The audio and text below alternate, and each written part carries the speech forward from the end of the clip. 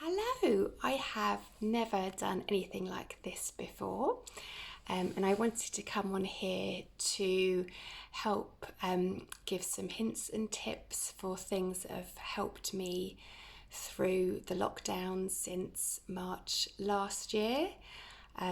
Things that have helped my mental health to improve my life at home and the life for others as well.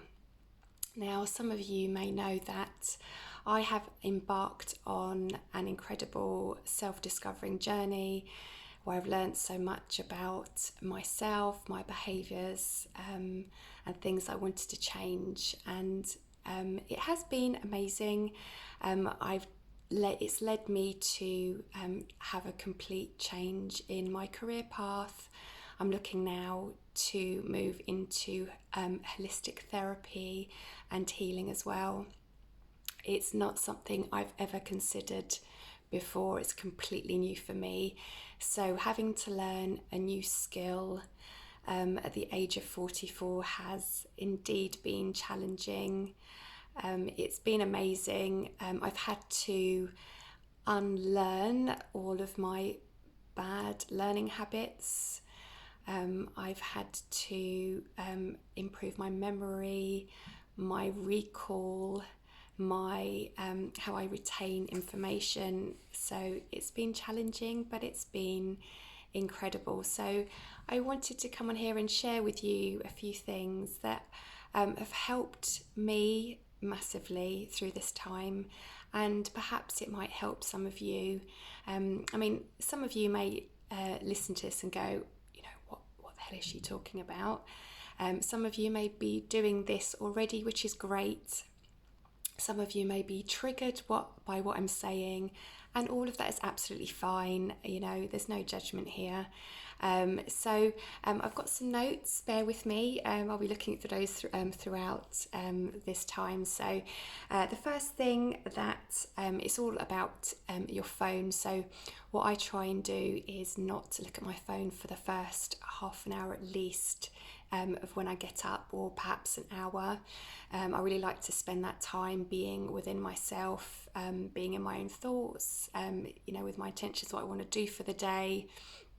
As soon as you pick up your phone and you look at messages, you've got perhaps emails from work of things you've got to do, or you're looking on Facebook, Instagram, and you're reacting to things. So it puts you into reactive mode. You're not being you. You're being triggered by what other people are saying, perhaps. Things that you should have done, could have done. It's just, it's not healthy. So try and perhaps keep that first half an hour clear of you and what you visage. It's important to be the thermostat and not the thermometer, meaning that you are in control of how you're feeling as opposed to being the reactive one to what's going on around you. So that's helped me massively. I would also say, in terms of like social media, Instagram, Facebook, choose what you follow, what you see on your feeds. I make sure that I am watching inspirational people who light me up, things that give me motivation. So people who I find draining, for example, I will mute them, I will unfollow them, and don't feel bad about this. This is your life, this is what you are taking in. So if you feel that somebody's triggering you, you feel like you're being, you're comparing yourself to other people, I should have done this, or that person's doing that, maybe I should have done that. Just let it all go, just unfollow it, and follow the things that make you happy, that bring you joy, the things that motivate you.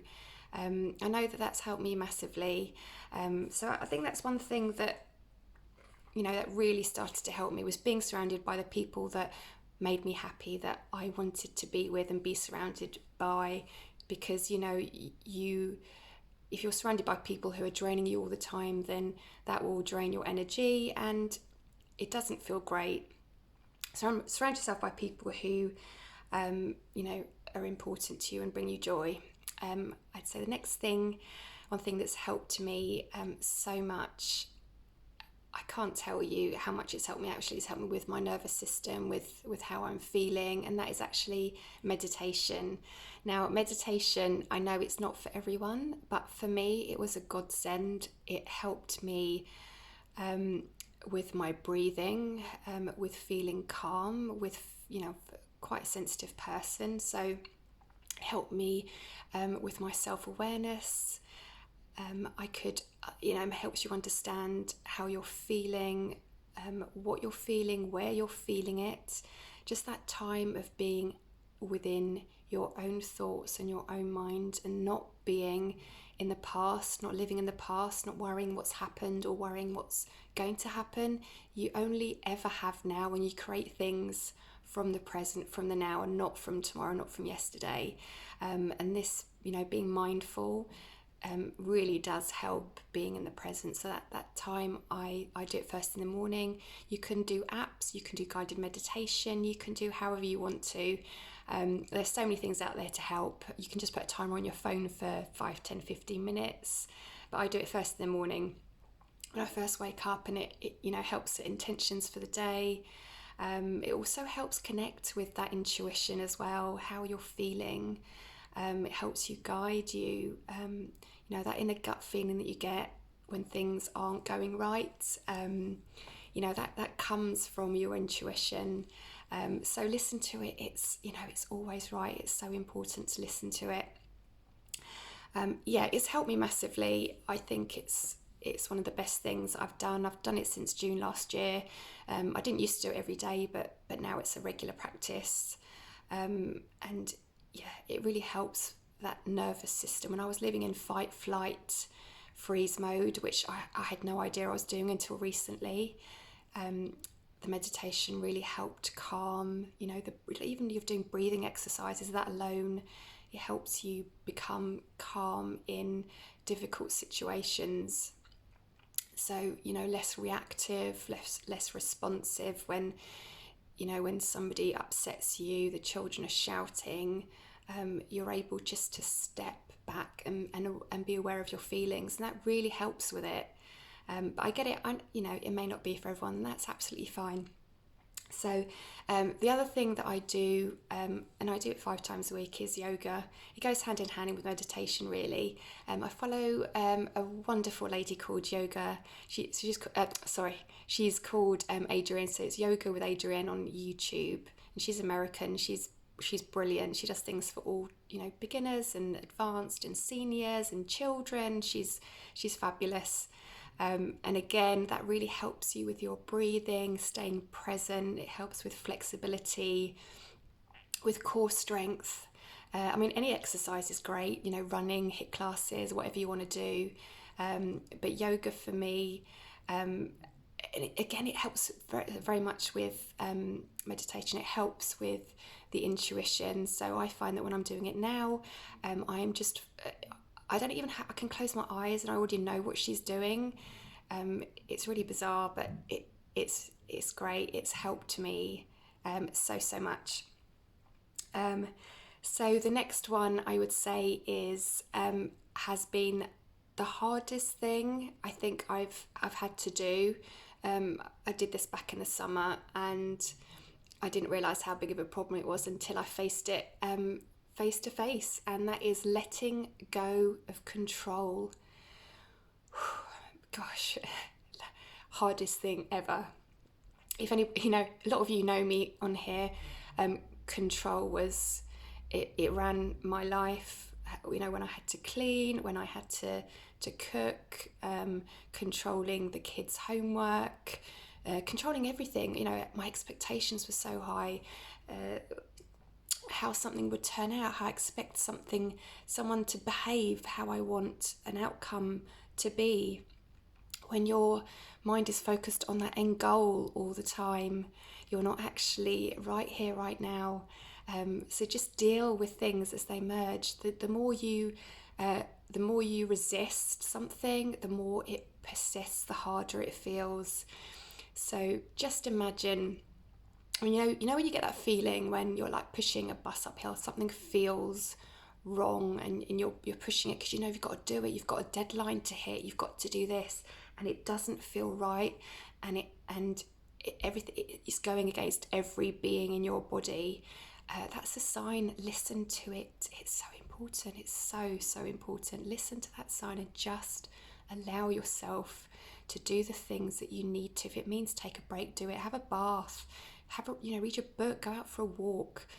It will always be there. Come back to it when you need to. Just let go. Surrender to what is. My biggest learning curve, and I'm still learning through. I still haven't mastered it. I work with it every day, and it's hard. The hardest thing, when I was a child, I tried to control everything because I wasn't in control, and through my life I continued with this same aggressive, controlling behaviour. And let's be honest, nobody has control. You can't control what's going on outside. You can't control what somebody's feeling about you, but you can control your own behaviour, your own thoughts, your own feelings, and how you react to things. So control that, most certainly, but just let go of things. I mean, just imagine being in a stream or in a river, and it's fast flowing, and you're holding on, and your feet are getting ripped apart from the rocks below, or you're treading quickly, and your knuckles are white and they're bleeding. What would happen? Your breath is panicking. You're hyperventilating. Just let go. And do you know what will happen? Nothing. You will float. You'll go on your back and you float, and you relax and you're calm. And from that calm place, you'll be able to make calm decisions. You'll be able to understand things clearly. Things will come so much clearer to you when you're in that calm mode. I'd say finally, my last thing on my list at this stage, because I've been talking for a long time, is ask for help. I know so many people who are struggling, who are thinking, who are buried under problems, illnesses, situations. Ask for help. People want to help you. For all you know, the person you're thinking of calling, they're thinking the same thing. I want somebody to talk to, but I don't want to bother anyone. They've got their own problems. Let's share them. Let's just share our problems. Call that person up. Helping someone out, listening to them fully makes them feel amazing. Just being there, giving them space. So don't talk over them, just listen and let them talk, let them get stuff off their chest, because they need to, we all need to. So be there for each other. Call that friend. Are you okay? I haven't heard from you for a while. If you're struggling with something, I know I thought I had to do everything by myself. I could never ask for help. I've never done that before, but I did. And people want to help, and I realised that people want to help. They don't want to see you sad. They don't want to see you suffering. So do what you can. If you're the person who's suffering, call out to that friend who picks you up, who brings you joy, and who makes you feel good about yourself. That's what we need at this moment in time, because there's so much out there we just can't control. And ask for help, please, because I can't tell you what, that connection when you're speaking to somebody who really cares, it's it's important. Anyway, sorry, getting emotional now. I hope this has helped. Even if it helps one person, then I'll be really grateful. If you guys want any more of these, then let me know. I'll be doing more of these. I would imagine, getting into the work that I'm doing, I need to be in the camera, talking to people, teaching people. So let me know. Anyway, hope you guys have a great day. Bye.